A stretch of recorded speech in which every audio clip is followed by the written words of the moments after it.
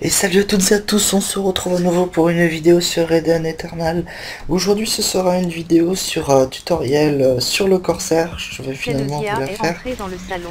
vous la faire pour le tutoriel pour le Corsair. On m'avait demandé de le faire, j'étais un petit peu réticent parce que je savais pas si j'allais finalement le faire à cause du fait que c'est pas Zelezia s'est déplacée forcément dans le salon autre jeu. ma main class. Donc du coup, je savais pas si j'allais vous le faire.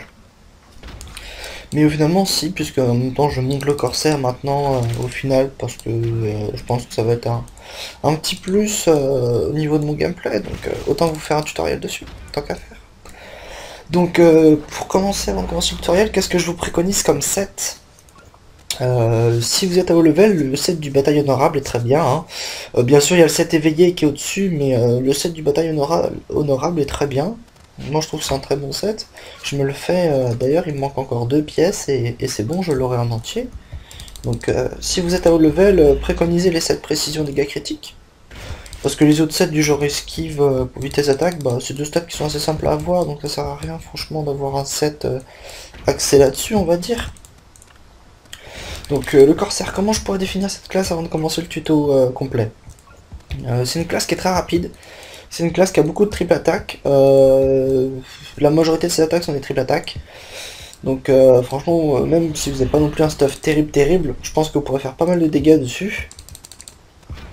Et il y a un contrôle en plus qui est intéressant, c'est la flèche terrorisante, c'est un fear, donc on verra ça tout à l'heure. Donc pour commencer, on va se mettre un petit peu à l'abri parce que la map où je suis, les mobs m'aggro encore à ce niveau-là. Hop, on va se mettre dans la ville. Donc oui, je sais, je suis pas comme d'habitude, mon perso est pas comme d'habitude, mais c'est fait exprès. Donc alors, la classe. Alors, au niveau de la partie de classe, donc vous voyez, la tenue elle est comme ça, hein, à peu près, sauf que moi je l'ai teinte en rouge.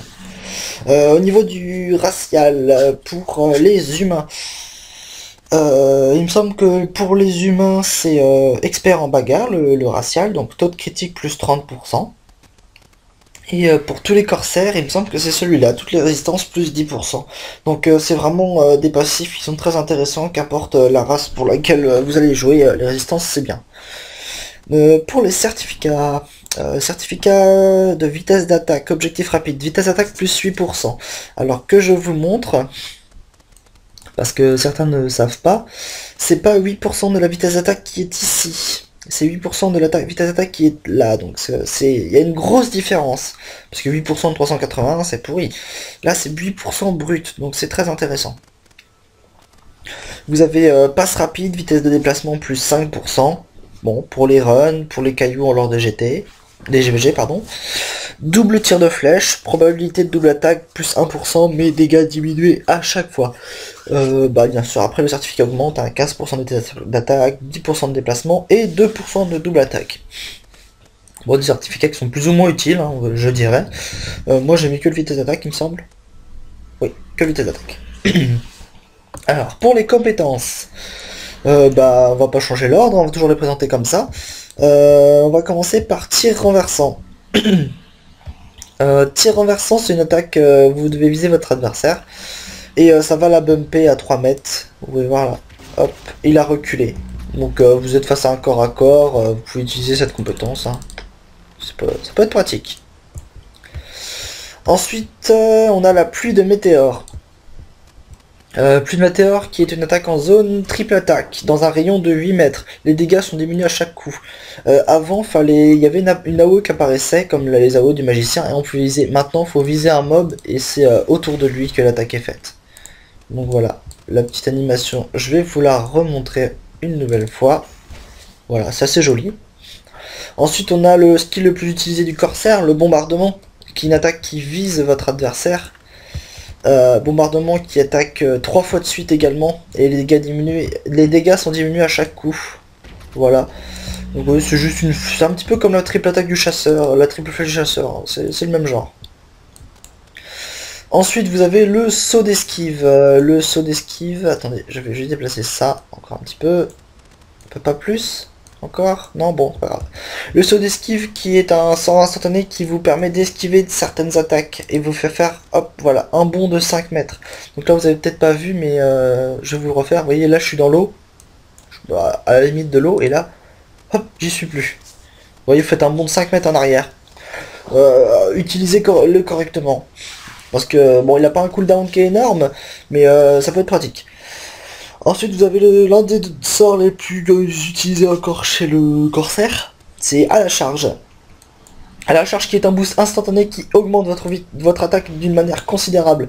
Là, vous pouvez voir attaque plus 21 913. Cependant, il y a une contrainte, il baisse fortement votre précision. Donc là, je suis tombé à 7,9.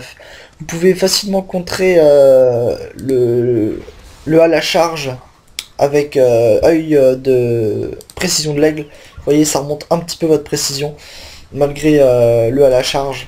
Donc c'est plutôt pas mal. Hop. Voilà. Ensuite, nous avons Cœur de Sniper, ici, qui est un boost qui augmente votre chance et qui diminue votre mal généré. Voici l'animation. Donc c'est bien, ça augmente votre chance. Donc vous avez plus de taux de critique. Ah tiens, un monstre dévoreur. Hop. Vous avez plus de taux de critique, plus de précision, donc c'est bien. Et ça réduit votre mal généré. Mais bon, un boost de chance qui augmente la chance et qui réduit le mal généré, c'est pas très utile parce que la chance va augmenter votre mal généré et le mal généré retiré bah, sera automatiquement récupéré. Donc c'est pas forcément le top. Ensuite on a Flèche terrorisante. Flèche terrorisante qui est le Fear. Par contre je peux pas vous le montrer sur cette map parce que ils sont trop HL pour mon corsaire. Donc du coup je fais une petite ellipse et je vous retrouve sur une nouvelle map.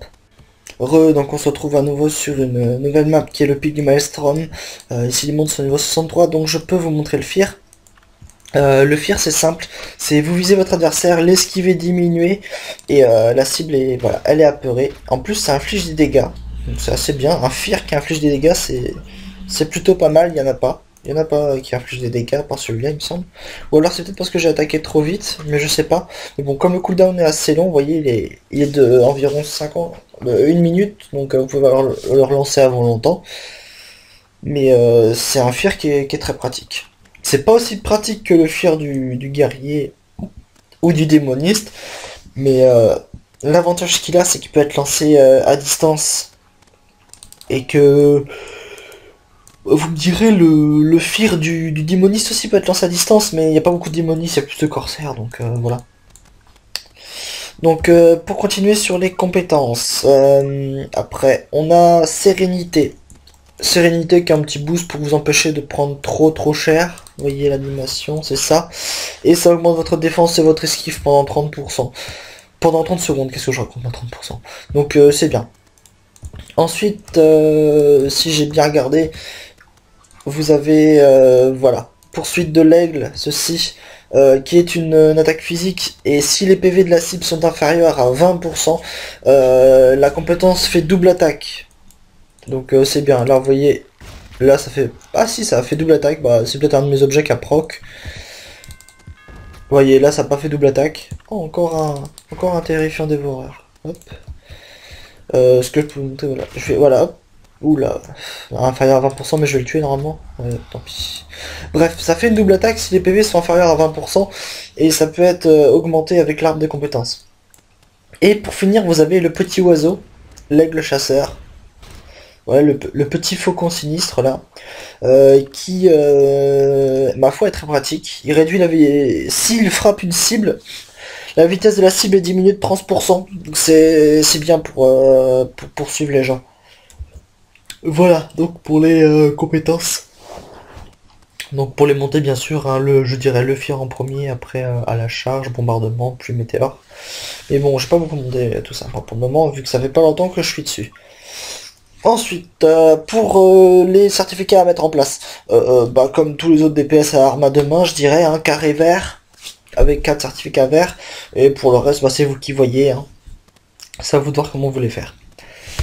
Ensuite, pour l'arbre des compétences, je vais essayer de pas vous dire trop de bêtises, vu que moi, en fait, là, je suis encore en phase préparatoire, Donc là j'ai mis des points, mais comme la classe n'est pas encore stuffée, j'ai mis, je vais très certainement reset l'arbre de compétences plus tard.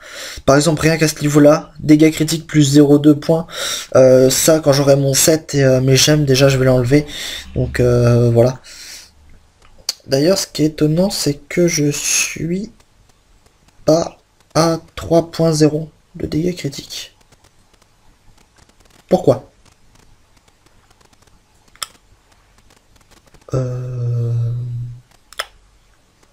Pourquoi? Je sais pas. Tant pis. Alors, bref, pour commencer l'arc, l'arbre des compétences. Survie esquive plus 1%, ce qui vous permettra de débloquer coup en PM moins 1% par niveau. C'est de là, je ne pense pas qu'il y ait des corsaires qui aient mis des points dedans. C'est vraiment pas utile, je trouve. Ensuite, vous avez à chaque niveau résistance aux dégâts physiques plus 1%. Alors, je pense que c'est les résistances physiques qui sont affichées ici. Donc, ça peut être pratique, hein, si vous avez plus d'autres points à mettre. Et si vous avez rempli votre arbre comme vous voulez, qu'il vous reste des points, vous pouvez en mettre là-dedans. Ensuite, vous avez posture calme, durée de sérénité plus 1 seconde. Pas forcément utile, je dirais. Et au bout, vous avez, avec cœur de sniper, effet du mal, moins 20%. Bon, il y a peut-être des corsaires qui l'ont mis pour aider les tanks, mais je pense pas qu'il y en ait beaucoup qui le mettent. Ensuite, vous avez position avancée à chaque niveau, vitesse d'attaque plus 1%. Oui, pourquoi pas, après tout. Ce qui vous permettra de débloquer posture flexible associée au saut d'esquive. Plus 500 points de vie, donc en gros quand vous faites le saut d'esquive, ça vous récupérerez 500 points de vie. Comme je vous dis, je suis en phase préparatoire, mais déjà 2 points là-dedans j'en mettrai pas, mais pardon, mais sûrement dans celui-là. Ensuite vous avez dégâts du tir renversant plus 3% par niveau, malgré le fait que j'utilise quasiment jamais la compétence du tir renversant, parce qu'en fait t'as déplacé un endroit dans mon arbre de compétences, je l'utilise quasiment jamais, je sais pas pourquoi. Peut-être parce qu'entre les deux, voilà, il y a ça, mais on verra bien. C'est surtout pour débloquer ça et ça après. Dégâts de la pluie de météore, plus 2% par niveau, et dégâts du bombardement, plus 2% par niveau. Donc bien sûr, dans ces deux-là, vous mettez 5 points, parce que c'est juste les deux skills les plus puissants du corsaire, donc voilà. Ensuite vous avez amélioration, art du sniper, à chaque niveau précision plus 2%. Si vous avez des lacunes en précision, oui. Et si vous avez des points en trop, oui aussi. Parce que il suffit que vous fassiez à la charge et votre précision tombe. Donc vous êtes toujours content d'avoir un peu plus de précision en stock. Et ensuite vous avez avec la flèche terrorisante, bonus d'attaque physique plus 20% pendant 2 secondes. Je comprends pas trop en fait, parce que bonus d'attaque plus 20%. Ah non, ça inflige pas des dégâts, ça en plus. Et ce skill n'inflige pas de dégâts quand il fire, mais par contre, je vois pas trop ce qu'il veut dire par bonus d'attaque plus 20%. Peut-être que c'est sur vous, vous avez un bonus, je sais pas. Bref, à défaut, je vous dirais de pas mettre point dedans, vu que je sais pas trop. Ensuite, vous avez l'heure, à chaque niveau dégâts critiques plus 0,2 points. Moi je dis bien sûr, si vous avez des lacunes en dégâts critiques, mettez des points là-dedans. Tiens, c'est qui attaque mon oiseau? Lui? Boum, t'es mort. Pas touche à mon oiseau. Non mais oh, protecteur des animaux. Ensuite, mal généré par attaque, moins 2% par niveau. Pareil, je pense pas qu'il y ait des tanks qui mettent des corsaires qui mettent des points dedans. Donc, n'en mettez pas. Bon, après, vous faites comme vous voulez, mais moi, j'en mettrai pas, personnellement. Ensuite, taux de critique plus 1%. Bien sûr, mettez des points là-dedans. Moi, j'en ai mis. Malgré le fait que pour le moment, je suis qu'à 49 points de taux de critique. Mais ça, c'est parce que j'ai pas encore mes gemmes et que j'ai pas encore fait mon set. Mais une fois que j'aurai mes gemmes, tout ça, ça sera beaucoup mieux.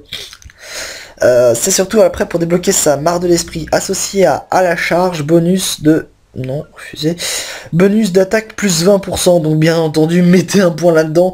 20% d'attaque sur la charge, vous voyez, normalement ça me donne 18 200 et quelques. Et là, ça m'en donne 21 900. Donc vous voyez, quand même, c'est déjà quand même quasiment 4K d'attaque supplémentaire.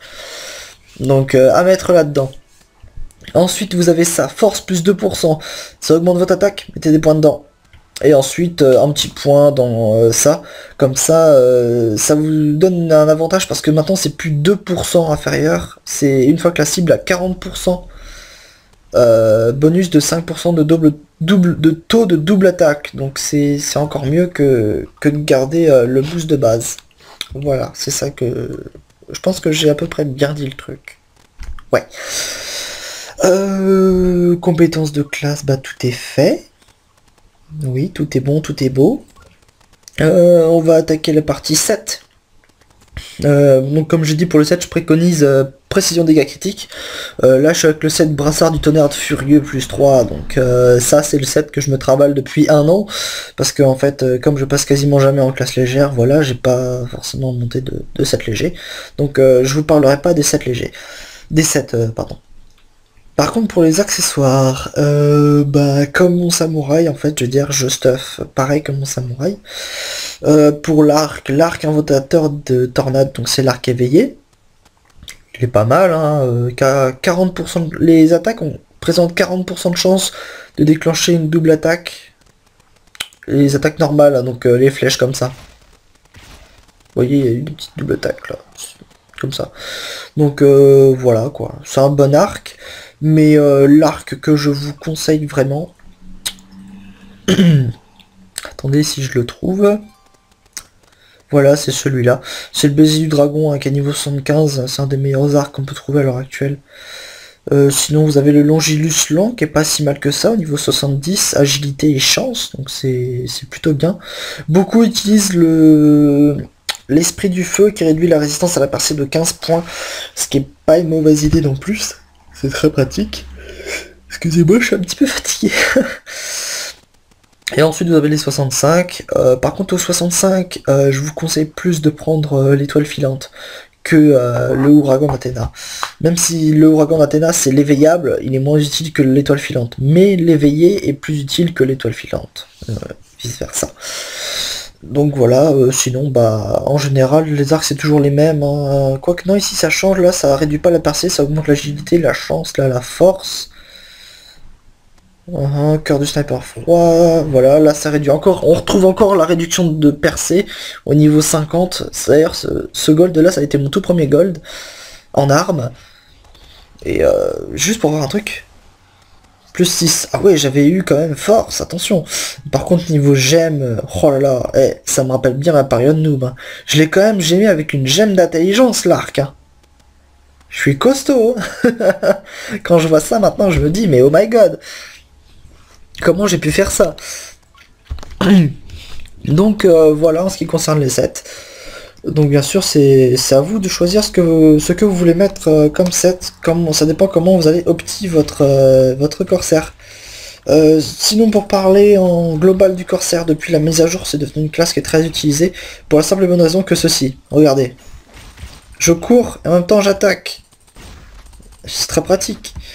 Après tout, voilà quoi, vous pouvez courir, vous pouvez attaquer, vous allez en chemin pour faire une quête, bah qu'est-ce que vous faites? Hop, oh tiens non je vais le tuer, hop, tiens voilà un autre, hop, boum, et hop, encore un. Vous voyez, vous pouvez tuer les mobs comme ça en allant faire vos quêtes sur le chemin, vous avez un monstre à succès, hop, vous le tuez. Et simplement pour une question de PVP aussi, c'est juste très utile, parce qu'avant vous voyez, vous deviez vous arrêter et attaquer. Vous arrêtez, attaquer. Même si on pouvait slide cast l'animation, on pouvait s'arrêter, commencer l'animation et commencer à courir. Là maintenant on peut courir et attaquer. Tranquille, pépère, à l'ancienne. Donc voilà pourquoi je dis que c'est une classe qui est très utilisée en ce moment. C'est surtout pour ça, parce qu'avant les corsaires on les voyait pas. On les a vus longtemps et après on les voyait plus. Et depuis qu'il y a cette mage là, les corsaires il y en a partout. Donc voilà. Donc j'espère que ce tutoriel sur le sage, oh ouais, faut peut-être que je pense aller me dormir moi un petit peu. J'espère que ce tutoriel sur le corsaire vous aura plu. Bien entendu, je vous conseille de bien enregistrer ce qu'il y a sur la vidéo, parce que vous devez vous douter de certains détails ne sont pas, on va dire, ne sont pas laissés au hasard. En particulier un certain truc dans la vidéo, mais je pense que vous avez compris, parce que je vous annonce pour le moment que il n'y aura pas beaucoup d'events en ce qui concerne les abonnés, parce que j'ai prévu de laisser quand même un grand cap avant le prochain event, parce que voilà, j'ai envie de faire ça comme ça. Voilà, c'est tout. Après, si je vois que ça avance pas non plus beaucoup, bah peut-être qu'on fera plus d'events, je sais pas. Comme ça, on pourra plus se réunir pour jouer ensemble, ce qui est très pratique. Et pour annoncer aussi une seconde chose, je vais pas tarder à vous faire des let's play comme ça. Aura Kingdom, c'est le 23 que je vais commencer. Au final, j'ai pas eu ma clé. Donc je l'ai extrêmement mauvaise envers la personne qui m'avait dit oui, vous en faites pas, vous êtes sur la liste d'attente pour les clés, vous allez en avoir une. D'ailleurs, si cette personne regarde la vidéo, c'est pas très sympathique de votre part de m'avoir fait espérer pour rien. Bref, je vais quand même jouer le 23, donc je commencerai le let's play. J'ai eu des échos comme quoi la version française était assez décevante comparée à la version étrangère. Bah j'espère que c'est pas le cas. Bon, on verra bien. Mais vous en faites pas, le let's play aura quand même lieu. Et sinon, je vous ferai un let's play tantôt sur mon crapaud, mon roi croix qui est sur Celestia. Et on fera le donjon Stormfro, si je me souviens bien. Je crois que je suis rendu là-bas. En fait, j'avais prévu de faire ce crapaud à la base parce que je m'ennuyais un petit peu sur Albion, mais quand Art Magica m'a recruté, bah ça a relancé direct la machine sur Albion, du coup j'ai un petit peu laissé mon crapaud de côté. Un peu beaucoup même. Donc voilà, j'espère que la vidéo vous aura aidé à vous faire une opinion sur le Corsair, ou simplement vous aura aidé dans des choses que vous hésitez. Donc on se dit à la prochaine fois. Salut!